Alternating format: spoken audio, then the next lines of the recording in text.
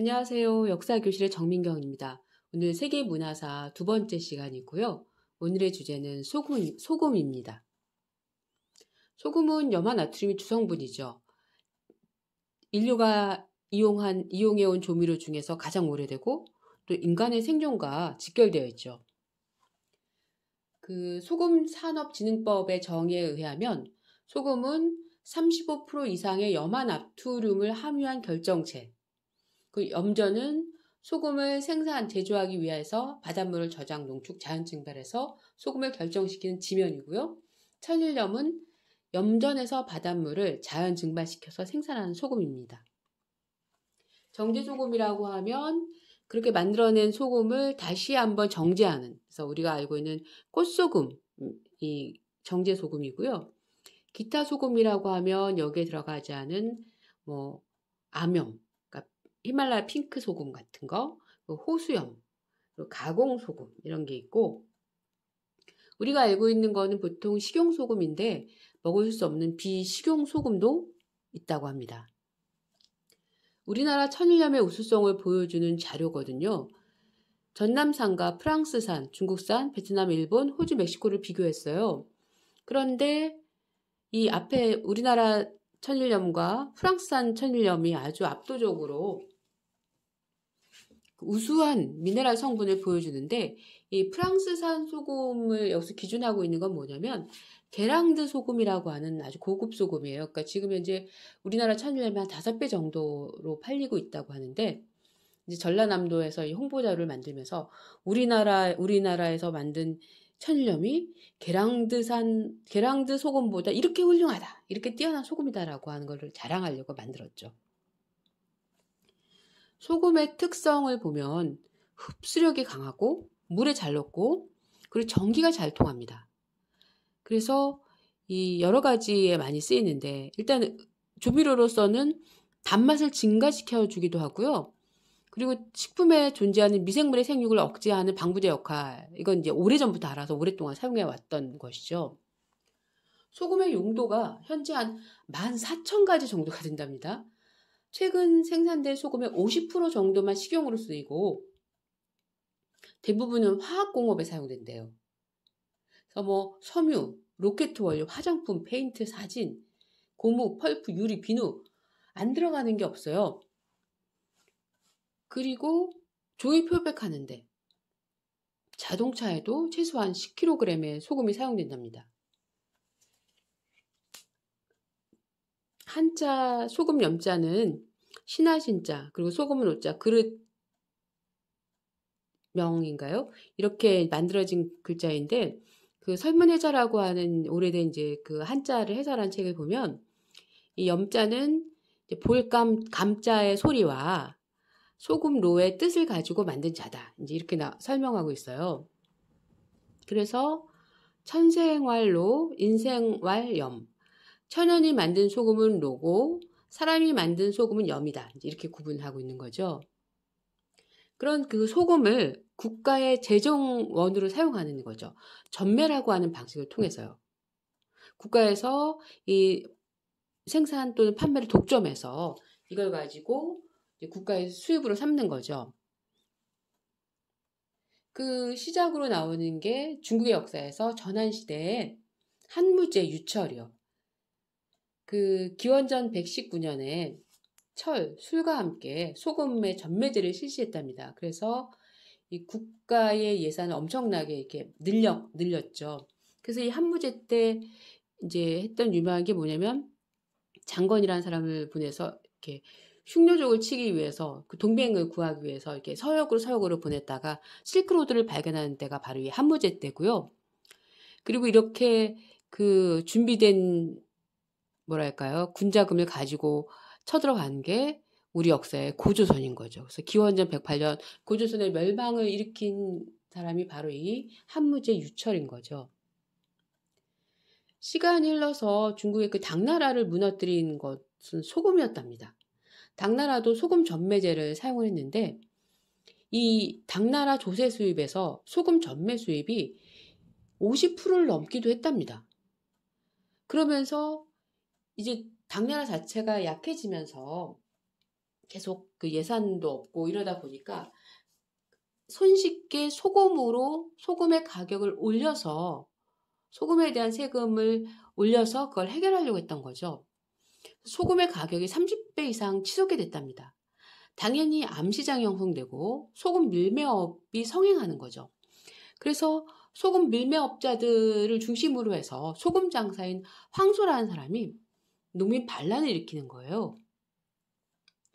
880년에 60만 대군으로 불어난 황소의 군대가 뤄양, 낙양에 이어서 장안까지 함락시켰답니다. 그래서 그 당시 당나라 황제인 희종은 수찬, 사천성으로 도주를 했고 이 황소의 난을 누가 진압하냐면 투르크 계열의 이구경이라는 장군이 이 황소의 난을 이제 진압하는데 이 주전충이라는 사람도 역시 이 황소의 난을 진압하는데 도움을 줘요. 이 사람이 누구냐면 원래 황소의 부장이었답니다. 그랬는데 아무래도 좀 어려울 것 같으니 투항을 한 거예요. 그 내부의 정보를 가지고. 원래 이름은 주온이었는데 당나라에서 온전히 충성을 다 바쳐라. 그래서 전충이라는 이름을 줘서 주전충이라고 부르는 거죠. 근데 이 주전충이 당나라의 고위 관리가 되면서 당 왕조를 멸망시키고 양나라를 세워요. 그래서 이후에 당나라와 송나라 사이에 50년에 걸친 5대 식국의 시대가 열리는 그 시작점이 바로 이 주전충입니다. 이때 이 황소당과 연관된 신라 사람이 최치원이 등장하는 거죠. 당나라로 12살 유학을 갔다가 과거에 급제를 했어요. 빈곤가라고 해서 외국인 대상에 그 당시 당나라는 뭐랄까 그 외국인들이 많은 아주 국제적인 사회였으니까 그래서 통일신라의 그 학자들이 발해의 학자들과 경쟁하는 거죠. 누가 더 많은 어느 나라가 더 많은 합격자를 낼 것인가 이런 거 가지고만 이제 경쟁할 때인데 합격을 하면서 관직에 진출했는데 이 황소의 난을 맞아서 황소의 난을 토벌하는 경문을 쓰게 된 거죠. 근데 워낙 이제 문장이 뛰어나서 뭐 전하는 얘기는 황소가 이 얘기를 듣고 뭐 침상에서 굴러 떨어졌다 뭐 이런 얘기도 이제 나오는 거죠. 소금을 하얀 황금이라고 부르기도 했대요. 소금을 뜻하는 그리스어는 할이고 라틴어는 사할이래요. 그래서 이쪽 그 유럽 쪽으로 뭐 할, 짤, 뭐 짤집으로 이런 데는 다 소금과 관련 있는 곳이랍니다. 그래서 그 소금으로 월급을 주기도 했답니다. 군인들한테. 그래서 샐러리, 그러니까 봉급받고 사는 사람은 샐러리맨인데 이 샐러리라는 말이 여기서 쌀에서 나온 말이고 그리고 이제 역시 그 군인들을 이 쌀을 받는 사람들의 솔저가 되고 그리고 군인들이 먹는 그 야채 소금 친 거 이게 이제 샐러드가 되는 거죠. 로마가 멸망한 다음에 중세 유럽은 카톨릭 교회가 중심이 된 사회잖아요. 그러면서 종교적인 게 굉장히 중요했었는데 종교적인 날에는 종교적인 어떤 의미가 있는 날들은 다 육식이 금지됐는데 이런 날들이 거의 한 해 절반에 해당했답니다. 그래서 이런 날은 이제 금식이라고 하면은 이제 아예 금식이 아니라 육식을 금지하고 먹는 것도 좀 이제 절제하고 이렇게 되는데 문제는 사람이 고기를 안 먹으면 너무 힘든 거죠. 그래서 이제 제한점을 두는 게 하얀 살인 이게 육식이라고 하면 돼지고기나 뭐 소고기 이런 게 다 뻘겋잖아요. 그래서 생선살 하얀 애들은 먹어도 된다 이렇게 된 거죠. 그래서 이제 중세 유럽 시대에 많이 사람들이 이제 먹었던 게 뭐냐면 생선들인데 염장대구. 대구가 굉장히 많이 잡혔대요. 근데 아무리 많이 잡혀도 이게 바다 쪽에서 잡히는 것이라서 내륙으로 들어오려면은 이게 다 상해버리거든요. 그 당시에 냉장 시설이 없으니까. 그래서 이때 소금을 치는 거죠. 염장한 대구들이 내륙으로 들어와서 팔리는 거예요.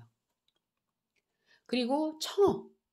이 그림은 청어를 건져 올리기 이런 그림인데요. 청어는 아예 떼로 다니는 물고기들이래요. 그래서 한 번씩 얘네들이 움직이는 거에 마주치면 엄청나게 잡힐 수가 있었답니다. 그래서 정말 그냥 건져 올리고 있는 그림인데요. 이제 대항해 시대가 열리는 거예요. 이제 지중해 시대를 넘어서 대서양 시대를 가면서 먼 바다를 나가야 되는데 당연히 오랫동안 항해를 하게 되고 그 오랜 항해를 버틸 수 있는 음식을 싸가야 돼요. 다 염장이죠. 소금에 절인 돼지고기, 뭐 햄, 그리고 물고기, 소금에 절인 청어 이런 것들이 다 대항해 시대의 기반이 되었답니다. 그래서 이 모든 일을 가능해 주게 하는 가장 중요한 게 소금이 되는 거예요. 소금을 너무너무 귀중하게 여겨서 어떤 시대에는 정말 황금보다 더 중요한 시대도 있었다. 뭐 이렇게 얘기를 하고, 프랑스 왕실의 소금 사치를 단적으로 보여주는 그릇이 있어요. 소금 그릇이에요. 이때 프랑스 왕이 프랑스와 1세예요. 이 사람도 굉장히 유명한 왕이잖아요. 그 헨리 1세와 동시대 왕이었고, 슐레이만, 그 오스만제 그 슐레이만 1세와 동시대 왕이어서 그 슐레이만 1세와 동맹을 맺었던 바로 그 사람이에요. 그리고 이제 그 문화를 워낙 문화적인 것을 사랑해서 레오나르도 다빈치의 후연이 된 바로 그 사람인데, 이 사람에게 이제 헌정된 소금 그릇을 첼리니라고 하는 피렌체 미켈란젤로보다 약간 뒤시될 사람인데 첼리니가 만들어서 바치는 거죠. 황금 그릇이에요. 바다의 신, 남자는 바다의 신이고요. 여자는 대지의 여신이에요. 이 바다의 신과 대지의 여신이 엇갈려서 앉아있는 그 옆으로 소금 그릇이 있는 거죠. 자세히 보면 황금과 칠보 등으로 단장을 했어요. 너무 귀한 소금이어서 이 시대에 이런 소금은 손으로 만지면 안 되는, 꼭 나이프로 정중하게 떠서 해야 되고, 이 소금 그릇을 어디에 둘까도 굉장히 중요했답니다. 여긴 후추통이래요. 신전 모양인데 이렇게 들어서 후추를 넣어서 먹는 그런 것이었답니다. 프랑스에서는 그 소금새를 가벨이라고 불렀대요. 이 프랑스의 염세인 가벨은 프랑스 수입의 주요 원천이었다고 하는데, 8살 이상의 모든 개인은 매년 해마다 7kg의 소금을 국가가 책정한 가격에 강제로 사야만 했었대요. 재산불문, 수입불문, 남녀불문. 근데 이 엄청난 양의 소금을 소세지나 햄 등 염장식품을 만드는 것도 불법이었대요. 근데 그걸 강제로 사야 되는 거예요. 국가 권력에 의해서. 근데 더군다나 지역에 따라서 염세 비율이 다 달랐답니다. 1784년에 소금 1미노 이게 49kg이라고 하는데요. 브르타뉴 지역에서는 31수, 푸아투는 81수, 앙주는 591수, 베리 지역에서는 611수. 비싼 염세에 당연히 항의가 들어오고 밀거래가 증가하는 상황이 되는 거죠. 바로 이때 프랑스 혁명이 벌어지는 거예요. 1789년 대혁명. 혁명 정부는 염세를 폐지하는 선언을 합니다. 하지만 이 프랑스 혁명 정부가 자기네 국왕 루이 16세와 마리 앙뚜아네트를 죽이고 공화정을 선언하면서 전 유럽의 왕실을 적으로 돌리면서 이 혁명 전쟁을 벌이게 됐잖아요. 그때 이제 나폴레옹이 권력을 장악하면서 군비 마련이라고 하는 그 목적을 위해서 다시 이 염세, 가벨을 부활시키고, 최종적으로 프랑스에서 이 가벨이 폐지되는 것은 2차 세계대전 이후 1946년이었다고 합니다. 영국에서도 소금은 굉장히 중요한 것이었는데요. 영국과 관련이 있는 곳이 인도였죠. 1857년에 무굴 제국이 무너지고 영국의 직할 식민지가 됩니다. 인도는.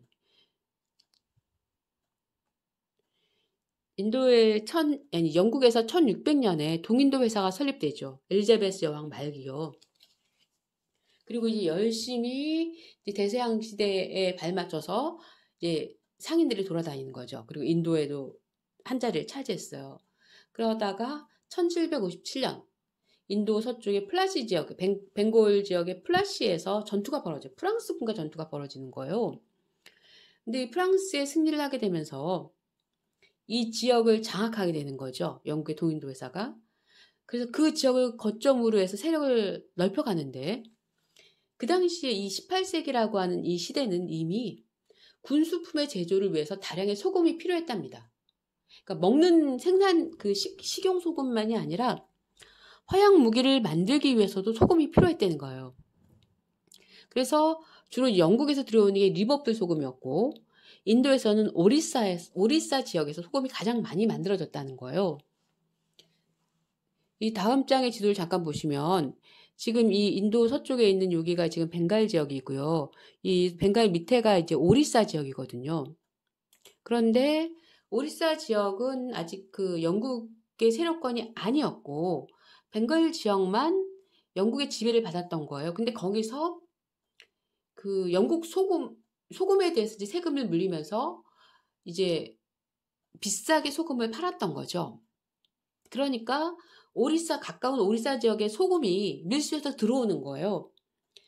그래서 소금 밀수를 척결한다는 이유로 오리사를 점령하고 벵골과 합병을 해버려요. 그러면서 그 다음해인 1804년에 소금 전매령을 선포하는 거죠. 영국 정부의 허가를 받지 않고서는 소금을 만들어서는 안 된다. 그래서 이 영국 소금이 당연히 인도 소금보다 비싸죠. 가격 경쟁이 안 되는 거예요. 그러니까 영국 소금의 수입을 위해서, 그리고 비싼 가격에 팔기 위해서 인도에서 소금을 생산하는 것을 금지시키는 거죠. 그리고 수입해 들어오는 영국 소금의 가세를.